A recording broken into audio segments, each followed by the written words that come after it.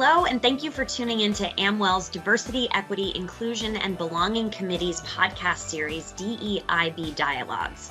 These conversations aim to spotlight the voices of our organization and their distinct experiences as we spend this year together and celebrate various holidays and heritage months throughout the year.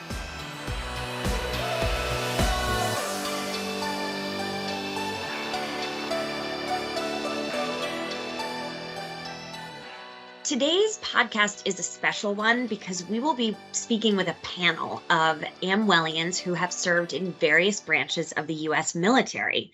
We are so grateful for their service and for the unique perspectives that they bring to our company. I'm going to start by introducing the panel that I have with me today, and then I'm going to ask some questions about their experiences and how they've shaped the identities of these diverse individuals that I have with me today. Kimbra, I'm going to start with you. Can you introduce yourself? Hi, I'm Kimbra Wells Metz. I'm a senior director on Amwell's Health Plan Solutions team. I've been with Amwell about 5 years.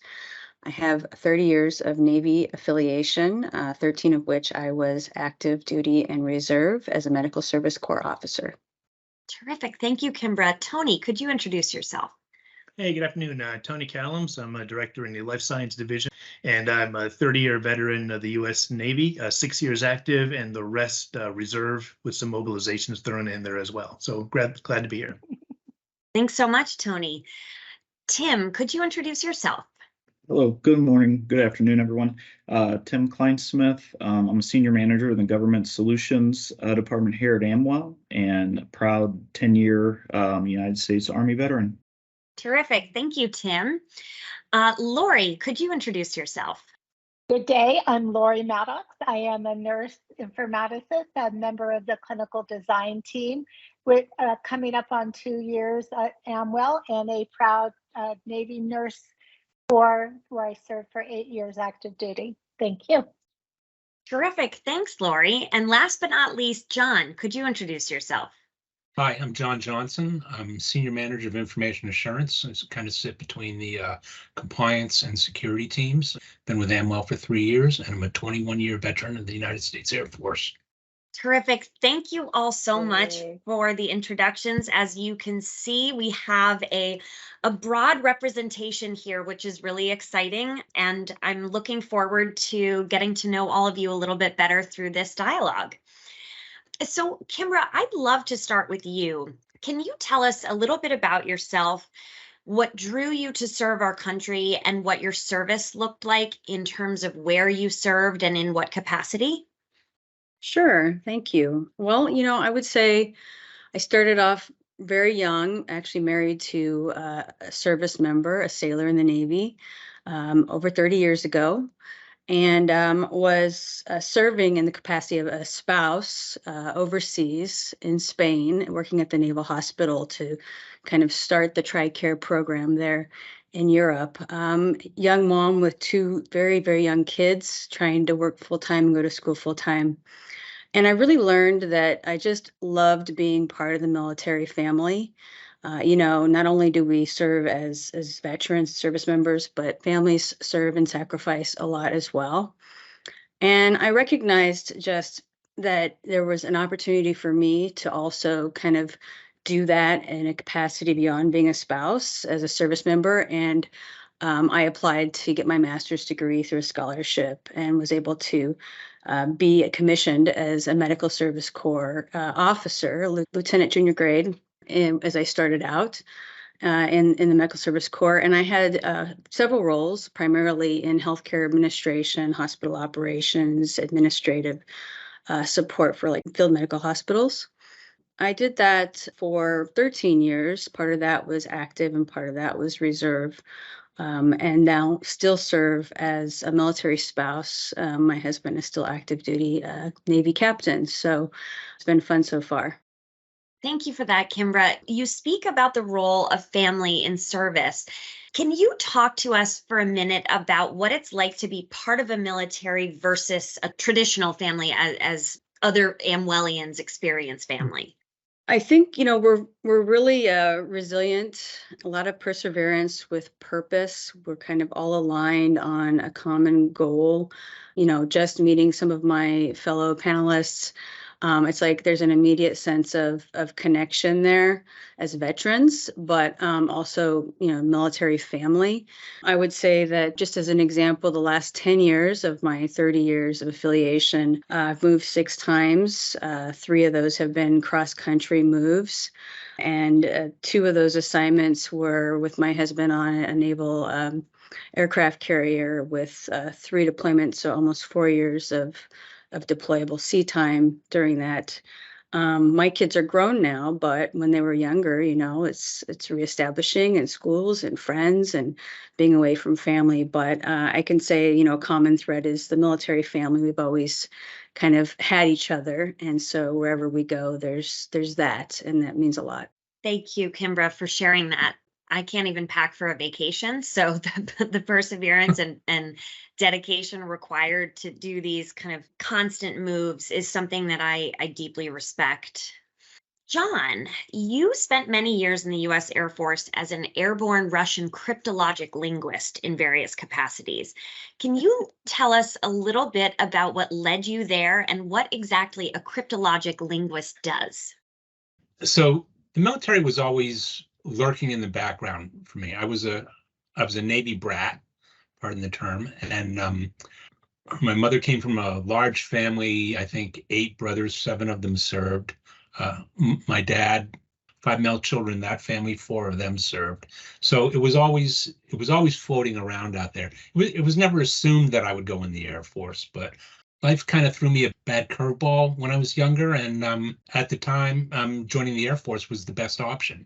I walked into the recruiter's office and I had my my high school transcripts, and she said, "Well, I see you studied Spanish for 4 years in high school, and you get pretty good grades. How would you like to go study Russian for a year in California?" And that was just a great plan. It just kind of fell into my lap. One of the things that my dad said to me, I was getting on the bus to go down to the airport in Boston because we lived up in New Hampshire at the time. He said, "You're going to hear some people say, don't volunteer for everything." And he was a 20-year Navy vet. He said, "Volunteer for everything. Be the guy with your first hand up, and they'll take care of you after that because they know that you're going to be the guy that's going to show up." And I did that. I always volunteered first chance I had. And that worked out pretty well, and here we are today. You can, snap a chalk line. Before the Air Force and after the Air Force, I got educated in the Air Force. I met my wife. We had our children. I learned my craft, and it's all because of my military experience, really. Airborne cryptologic linguist. That's right. Yeah, I spent some time that studying Russian for a year.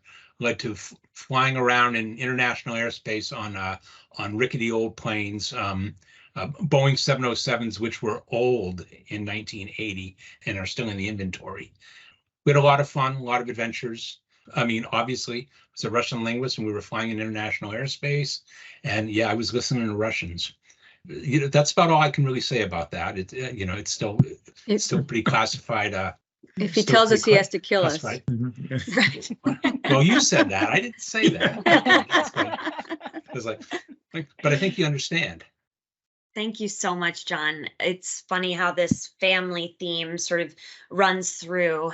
And I just love that, of all the places, the path landed you in the sky, speaking and translating Russian of all things. I mean, I'm sure that if I'd asked you as a 5-year-old boy if you'd be doing that, that might not have been the first thing that you imagined. No. But it seems as though you wouldn't change a thing. And I love that. Tony, you served in the U.S. Navy for 30 years as part of the prestigious JAG Corps, retiring as captain in 2021. What inspired you to dedicate so much of your life to this service, and why did you pick the Navy in particular? Good question. Actually, I would say I picked the Navy and the service due to it started where I grew up. So I grew up in southeastern Connecticut. Basically, everyone that I knew had some connection with the Navy, whether they were submariners or worked at Electric Boat, would actually build the submarines. So it was instilled in me from a really young age going through high school. Honestly, the first opportunity came for me when I could join up was when I was actually in law school. And so time had passed and I was up in Boston in law school, and I was a guy who just called a recruiter and said, "You guys have lawyers in the Navy because I'm interested." And I had no idea. And they said, "Yes, they're called JAGs. Come on in, let's talk." And next thing you know, I was raising my right hand and I was commissioned an ensign in the U.S. Navy. And I tell you, it was no looking back from there. From the perspective of going back to law school, talking to my colleagues, all having really good job opportunities come up, I was just ecstatic that I could actually merge my love of learning the law with actually, joining the Navy. And it was just fantastic from there. It was Officer Indoctrination School up in Newport, Rhode Island, Naval Justice School, and just a really fulfilling career from then on out. Do you recall your first days in service? Can you kind of share some memories about boot camp or early training and how you got through it? I'm sure your experience was different from Kimbra's and from John's and from Lory's and from Tim's. Maybe also touch on kind of how it might be different for a JAG versus someone serving in a different role. Sure. I would love to tell you that boot camp was just this horrible experience that they worked us to death. But now I'm looking at Kimbra and Lory here because the three of us went through Officer Indoctrination School up in wonderful Newport, Rhode Island. Already commissioned when we go to OIS, but it was truly an indoctrination. I mean, you're no doubt about it. You're in the Navy. You're with your professional colleagues. Marching every day and learning naval history and just really just absorbing the culture. So that part to me was an absolute blast. Naval Justice School, pure litigation work, a lot of stress on that. But I tell you, Emily, the first 2 years were like a vacation to me. And it was this nonstop work, assigned as defense counsel, representing clients in the courtroom at courts martial, but most fun on board ship in administrative hearings and court martials, getting flown out to aircraft carriers to actually conduct trials, watching flight ops at night. I mean, you just live this dream. And John, you said something before which resonated because you talk about raising your hand. They needed somebody to actually go on amphibious ready group, so on the USS Saipan as a JAG. So first guy, I raised my hand. I said, I want to go. And my department head said, yeah, you're a pretty junior lieutenant, but you got the attitude, so off you go. So I spent 6 months off the coast of Bosnia with a Marine amphibious ready group. And it was a pretty busy time back in 1993. History tends to repeat itself, but extremely fulfilling. I would tell you every single day was a day of learning. And you just absorb all of that. And whether it's shipboard operations, standing watch, the legal practice, everything was just new to me and just loved doing it. And I think that really helped me instill an incredible work ethic over time. So that's the beginning of my story, and it continued for decades after that. Thank you, Tony. I love the idea of raising your hand and offering yourself up to any opportunity that comes your way. I think that's a lesson we can all be reminded and take with us in our own separate directions. It always seems to lead us, to something even greater, a lesson that's worth learning. Lory, it is not often that I have the privilege of meeting a female veteran. Can you tell me a little bit about what it was like to serve as a woman in the U.S. Navy Corps and some of your most memorable experiences, both good and bad? Sure. Why, thank you. Although I will say we've got a couple of female vets here, and it certainly is changing.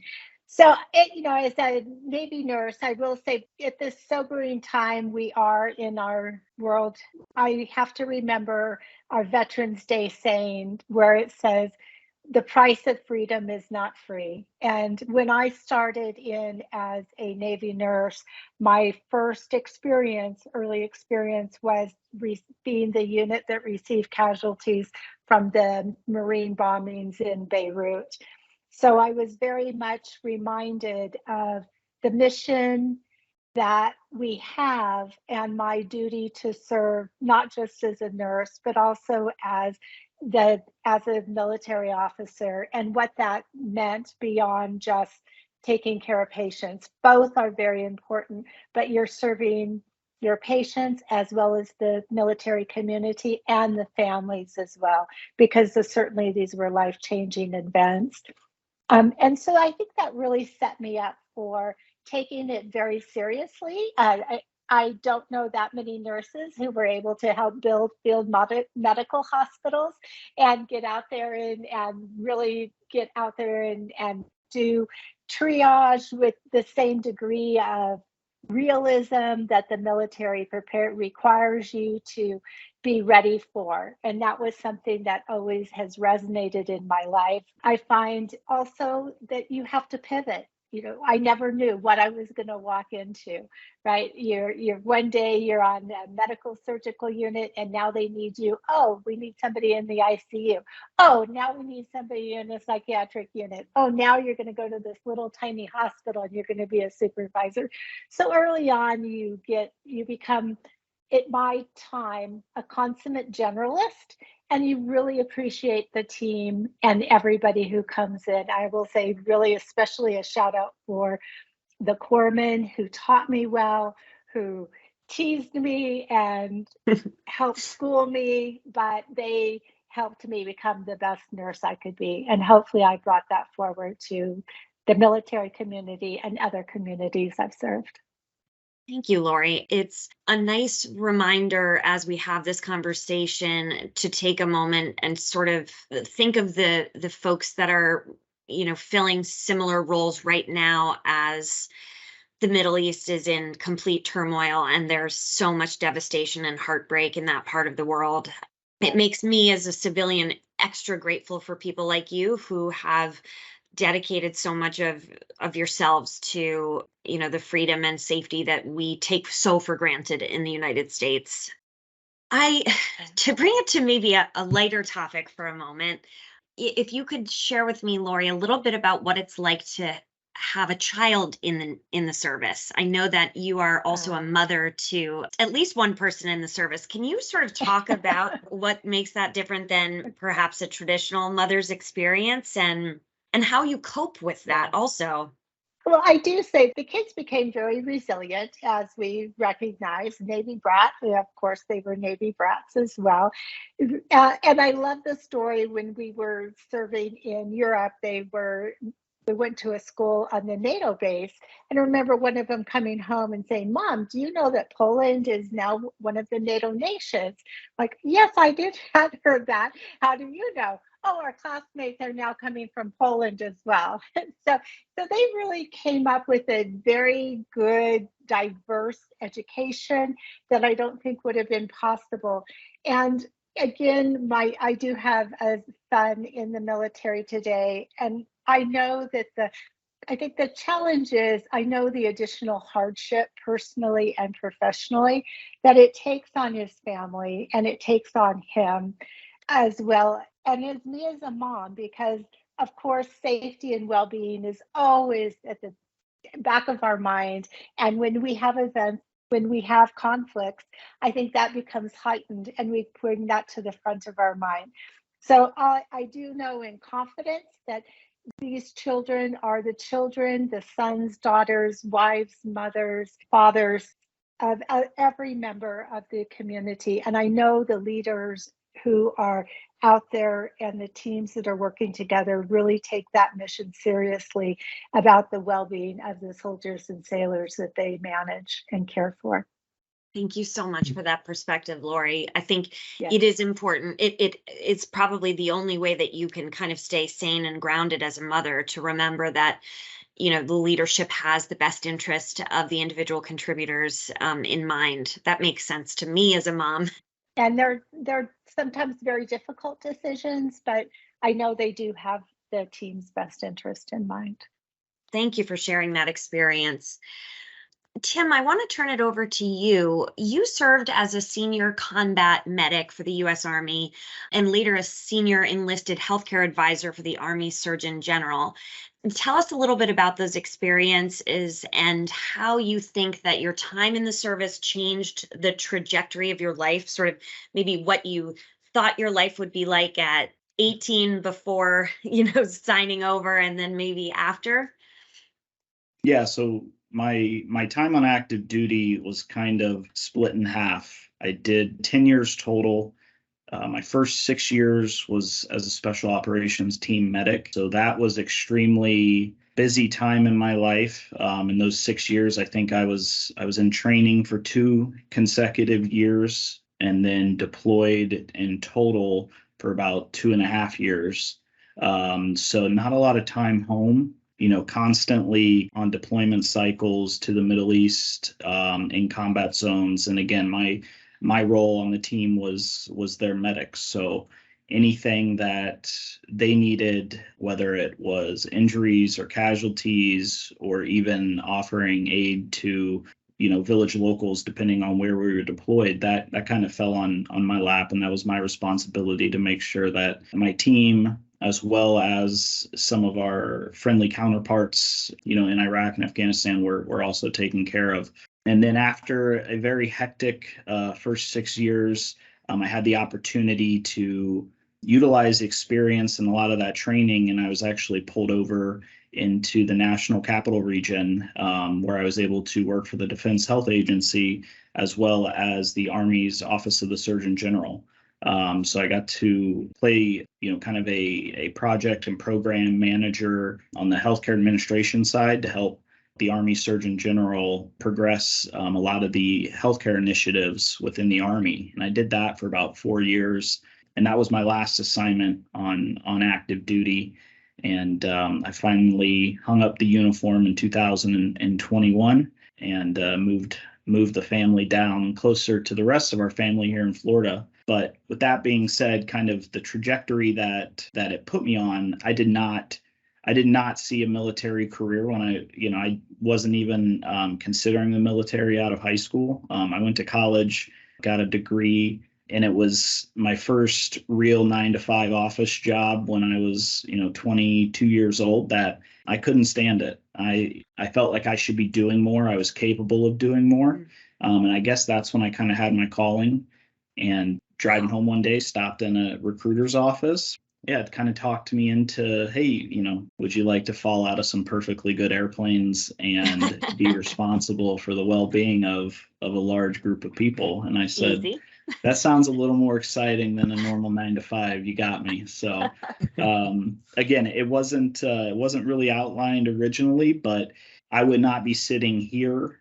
I don't think I would definitely be in the position that I am today without the role and the career that I had in the military. And because of that, I'm here with you today and with Amwell, and extremely thankful for kind of the trajectory that it ended up taking and pushing me along. Wow. I really enjoy hearing how each of you came to, this experience. And it seems like whoever was in that recruitment office definitely read the room correctly. They could not have chosen a more captive audience at that time. And it sounds like that was exactly the adventure that you were after. I wonder, as you reflect on those years, especially 2.5 years of deployment time is obviously significant, were there certain experiences or people that really had an influence on either your time there or after you were discharged? I think I can probably speak for most of us here today. I think, while you serve, you meet a lot of great people. You build a lot of great relationships and lifelong relationships. For me, I was lucky enough to have 3 or 4 mentors throughout my time in the military, from the very beginning up until, the time that I was getting ready to get out.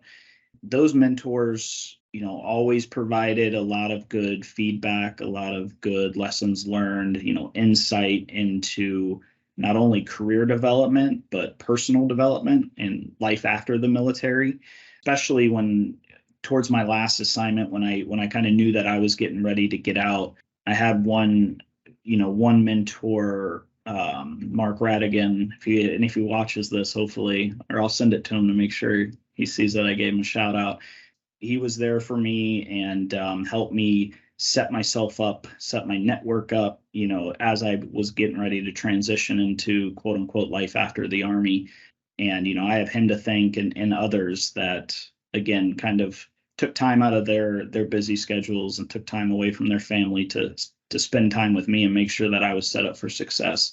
And in return, as I was getting ready to get out, I made sure to, do the same thing for others, because it's just not only the right thing to do, but, I wanted to kind of pay it forward and make sure that, other veterans and at the time active duty members in my unit were also kind of getting the same feedback and some of the same insight that I was able to receive.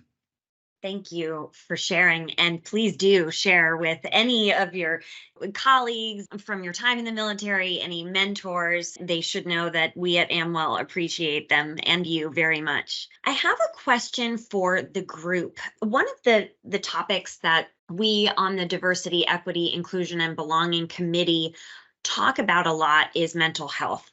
When we look at our individual experiences that we contribute to the Amwell community, a lot of those diverse experiences involve some kind of adversity or hardship or a struggle that maybe puts an extra toll on the mental health of the individual. And I must imagine that, serving in any branch of the military, takes a toll on you. And I'd be interested to know how each of you coped with your service experience, if you had any kind of resources that you leaned on in particular, and maybe also how, the perception of mental health and available resources have changed over time. I know this is an evolving thing, and I'm just interested in your individual perspectives. I don't know who wants to, maybe I'll start with John. So a typical day of flying, you started with a 2-hour prep for the mission, a minimum of 12 hours of flight time, and then 2 hours recovery of the mission. So that's a typical day of flying, and you might get three or four of those a month. So highly stressful environment to work in, long, tired. And for that 12 hours, I'd say probably 8 of it, you are perpetually multitasking. Definitely took its toll. A lot of people, work hard, play hard. There's an NCO club on every base and an officers club as well. Lots of opportunity to relax in a lot of different ways. People that you work with, the people that manage you, really kept an eye out for us, though. If they saw you at the NCO club too often, maybe you're developing a problem and you need some other outlets. There's a gym on every base, and I became a serious gym rat. There was a lot of opportunity for education, and that was pushed you towards as well. And I took advantage of that. Every base has a morale, MWR, morale, welfare, and recreation. You could rent a canoe or hiking equipment or, whatever you wanted to do. So the opportunities were there to do some self-care. It seems like we were always in the doctor's office. We had a full physical every 6 months and immunizations and they were always checking in on us.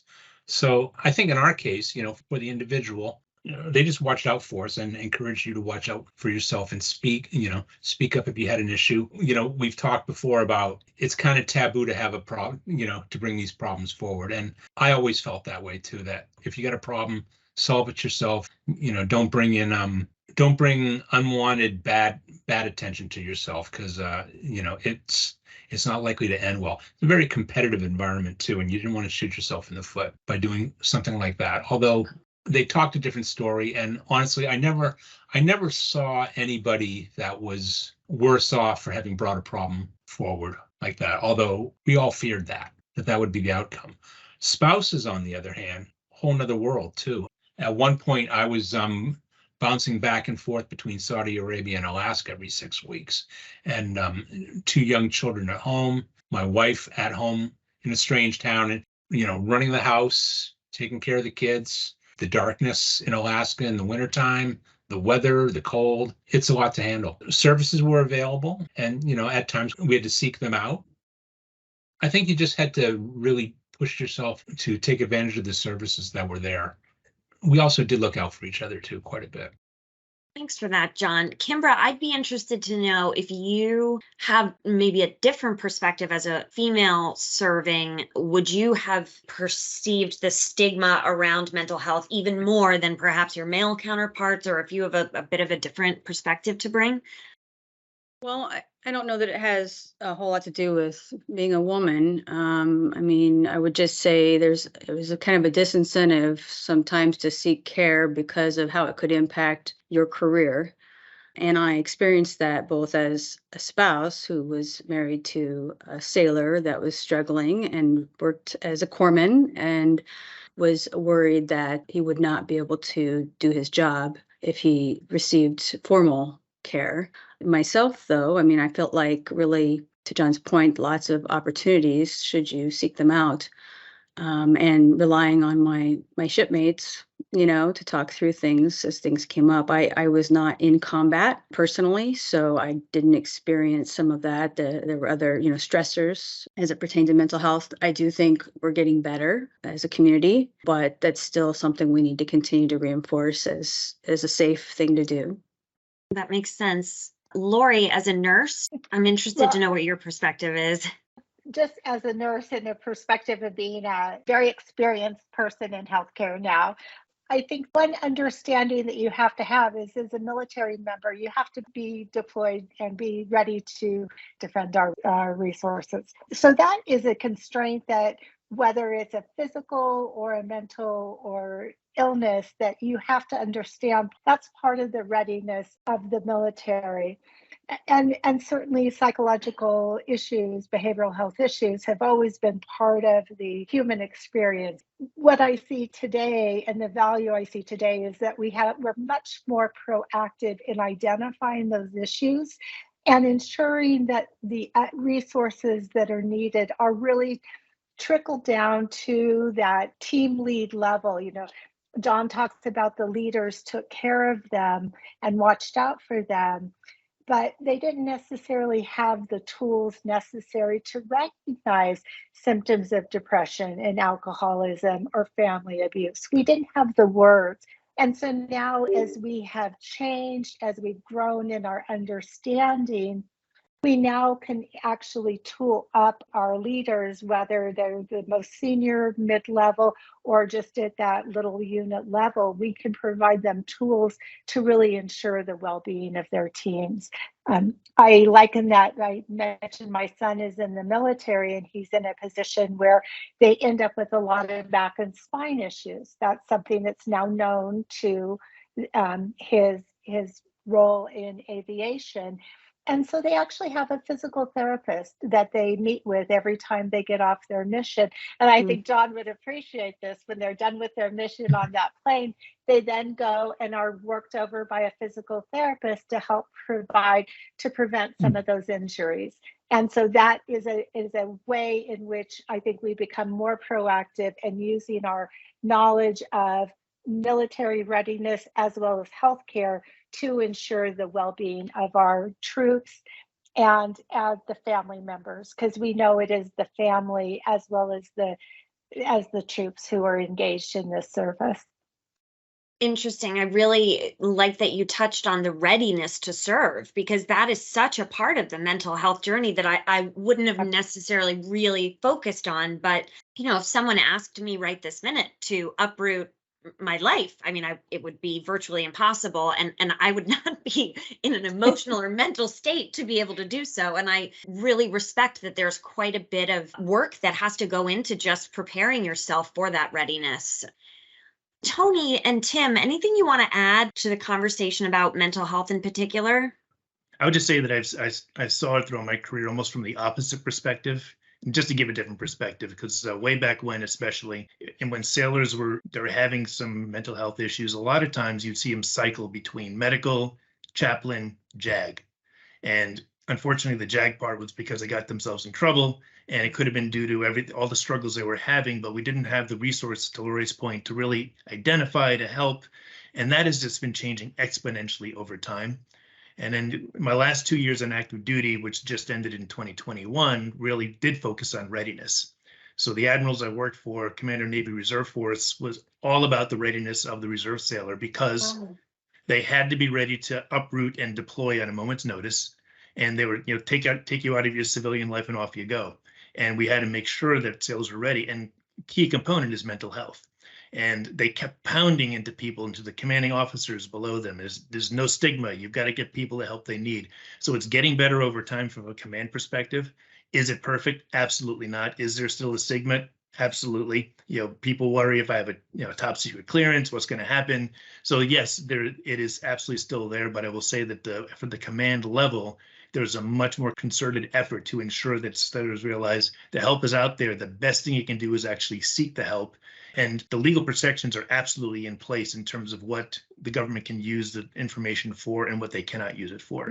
So from the JAG perspective, that's where we step in and help figure this stuff out, help sailors navigate those very tricky waters at times. So I'll say it's getting better. My own personal experience, when I went to Iraq back in 2010, left my family at home. Very traumatic for all of us. What made it worse was actually it was a snowstorm in Pennsylvania at the time, 3 feet of snow, and I was in Balad Air Base where it was like 85 degrees. So added to their stress on top of it all. So we all have our stories on that, but I will tell you that I think from a command perspective, we're getting there, but I'll turn it over to Tim because he's probably seen a lot more from the medical side. Thank you, Tony. Yeah, thanks, Tony. Especially serving post 9/11 and, especially in the Army and the special operations community, to Tony's point, there still is a stigma. There still is this, you're supposed to be tough. You're supposed to be strong. You can't show emotions. I do agree there are a lot more resources, especially with the different units that tend to deploy a lot. I know as soon as we got home from each deployment, we had to go talk to an Army psychiatrist or an Army therapist, just about what we saw, what we did. And for me, it helped. For me, it helped to discuss and talk, because you can train all day, especially as a medic or anyone getting ready to deploy to do a specific job. But when you're faced with the horrors of war, you can only train for so much. And so you bring a lot of baggage home with you, and not even necessarily from deployments. It can be from training. It can just be from the crazy schedule and the amount of stress you're under for any service member. So you carry a lot of that with you. And so I'm glad to see that, they are putting an emphasis on mental health in the veteran community and the active duty communities, and trying to lessen or, get rid of the stigma behind getting help. So to Tony's point, is it perfect? Absolutely not. Are they trying to make things better and provide more resources? Yes. And, and that's just something that, again, we can only hope continues and provide that for all of our service members and their families. Thank you for that, Tim. Yeah, I think the atrocities of war are very, very at the forefront of all of our minds right now. You can't turn on the TV without seeing, something really heart-wrenching. And I just can't really fathom observing any of that up close and what that might do to my health and well-being. But I'm encouraged to hear that as of pretty recently, there are moves being made and investments and resources. And I think that the people that serve our country deserve the very best care that we can give. And it sounds as though we're working towards that. We have a ways to go, but we're working towards it. I want to do a quick round of questions before we conclude here. And I'm going to start with John. John, do you recall the day that your service ended? Where were you and what did you do in the days and weeks after? So my last tour of duty, I was at the National Security Agency. My parents, my wife, and my children came in, and we had a nice retirement ceremony. They presented me with a flag that had flown over the Capitol. Pictures all around. NSA is kind of interesting in that all roads in intelligence lead to NSA. So you'll run into NSA in people that you haven't seen in 20 years. And there'll be a notice going out saying, so-and-so is retiring today in conference room A. And it's like, hey, wait a minute. I know that guy. I served with him in Berlin, in 1981. It's 2000 now, and you go down and it's a big place, 20,000+ people in the place. You get that, that moment of recognition. I had that moment, and it was extremely gratifying. Tim was talking about setting up the network, and I was able to do something like that as well, where I was able to transition right into a job as a defense contractor, which is, I've come full circle all the way back to defense contracting now with the Digital First contract. So I took off the uniform that day and didn't put it on again. After 21 years of doing that, it had definitely become part of my identity. I missed the people. There was definitely a hole there that needed to be filled, and so you go find other productive things to do to fill that hole. I can't imagine, but it makes a lot of sense. Tony, I want to ask what surprised you most about your experience in the military? That's a really good question, Emily. I think what surprised me most was the diverse number of jobs that I got to fulfill and the diverse number of people I get to know. Service members in general, JAG specifically, such a whole host of people I got to interact with day in, day out, even as a reservist, because we were always in contact. We're always on drill weekends, exercises, deploying, and the family and sense of camaraderie is it's just beyond anything I ever expected. And to this day, I mean, if I need a lawyer somewhere, I can absolutely just go on LinkedIn and call somebody. I usually get a call back within a day. So not that I need a lawyer at this point, but if I did, I could do that. So it's been a really just gratifying experience. Totally surprised me. Thanks, Tony. Well, here's hoping you don't need that network of lawyers anytime soon. I do have a speeding ticket that I might need to talk to you about. But we got plenty of those guys I know too. Yeah. Great. Kimbra, what is your experience like as a veteran out in the world? Do you find that people are interested in your story and respect the sacrifices that you made? Do you ever get any pushback from maybe people who are anti-war, or, does that translate over to the way that folks of that mindset maybe feel and interact with veterans? I mean, I think there's a number of stigmas and things that people assume about veterans in the military. Many times they don't understand how much we do is around humanitarian and deterrence. A lot of training to be ready at all times. I like to tell even employers, we're a rapid change organization, not from a policy perspective, but from a readiness and operations perspective. And so being in an organization like Amwell that is growing and has a lot of ambiguity and is changing is actually more comfortable for someone like me because of my military experience and still, moving and just being ready at all times, even as a spouse, is more normal. I would say the other thing is I'm extremely grateful to be able to be a digital first company. And I remember, when I first transitioned out of active duty to mom and spouse, trying to maintain a career path that would allow me to keep a job and progress in my career with moving every 2 years and often out of state. Not real conducive to run a hospital if you're going to be leaving within 2 years. And so I had to think about what my passion was in helping to drive, healthcare in a really creative, cutting edge way. And technology and consulting allowed me to be a bit more geographically agnostic, allowed me to work with many organizations and still progress in my career. And so really grateful for that. But I've had to kind of dispel some of those kind of myths so that maybe people from the military don't adjust well and need a lot of structure, because actually I would say we're pretty fluid. I appreciate that. I think I've learned that even just, over the few times that I've gotten to meet with all of you, the rapid change organization is a really important point and a huge selling point, for employers and other partner organizations that you may find yourself in. There's really no greater exhibit of going with the flow than each of these experiences.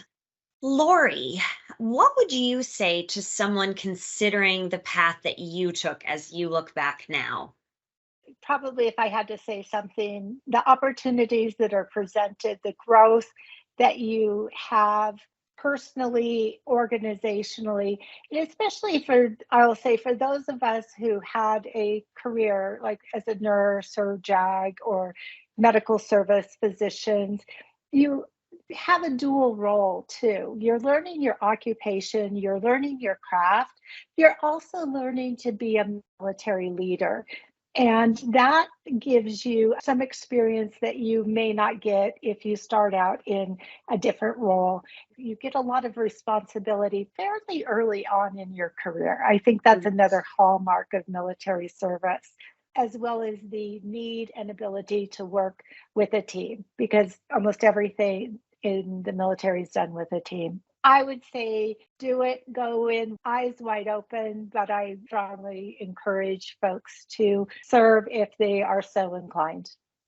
Terrific. You guys are kind of inspiring me. I'm wondering if it's too late. I just turned 40. Tim, I want to close with a question for you. I believe you have children. What do you want your children to know about your experience in the military? And maybe what have you told them already, and or, what are you excited to share with them as they grow older? So I have a toddler, so she doesn't know much yet, but she will when there comes a time. And it's a good question because my wife gives me a hard time because I'm pretty quiet about not so much being a veteran, but just some of the things we experience and whatnot. Like, I have no problem talking about it. I typically I'm not the one to bring it up, but I do look forward to telling my story and sharing that, especially with my daughter one day, just because I think it's ingrained and it's made me the person I am today. A lot of life lessons, a lot of great friendships, some of the best days and some of the worst days. But because of that, I'm able to sit here with you all today, and I'm extremely thankful. So I do look forward to sharing those stories with her. And, one day she may also choose to want to take that route to serve as well. And it's something that I would definitely help her kind of come to that decision if she wants me to. But again, not something I'm not absolutely not against if that's what she would like to do. So I think it'll be interesting to see how it unfolds and where we are, 16 years from now, who knows? But yeah, it is something that I do look forward to sharing with her and as she gets a little older. Terrific. I remember my grandfather, who served in World War II, sharing many, many, many of his stories with me, and I became absolutely fascinated. I am to this day a World War II history buff, and it sort of inspired an appreciation for the military. So I hope none of you cease sharing your stories, because they're valuable and you've done great things for this country, and we are so grateful. And I hope that this podcast sparks some dialogue within Amwell, that your colleagues will be able to know this kind of dimension about you and can thank you for your service and maybe ask some questions about your experiences. We are really, really grateful to call you our colleagues, and thanks for spending some time with me today.